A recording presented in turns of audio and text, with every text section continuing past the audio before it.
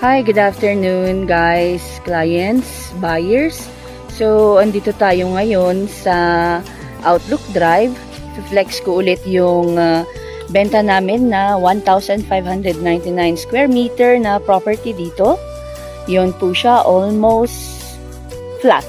Kasi, kasama po yung bahay but selling as lot only. So, mula po doon sa may mga tao, yung flat area na yan, malawak pa po sa harap.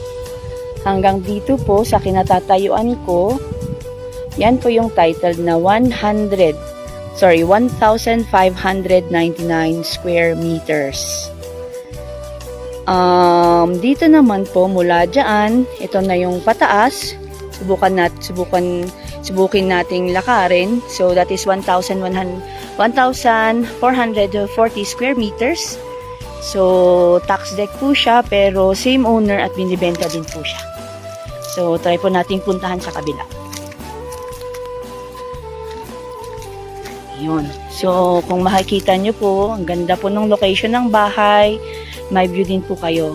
Ang classification po ng lote na ito is R3, Residential 3. So, ibig sabihin, pwede po siya sa malaking building, apartment, or multi-family housing.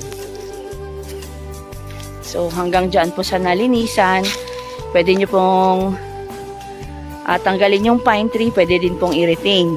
So, subukan po nating mag-cross papunta sa kabila. You can't do that.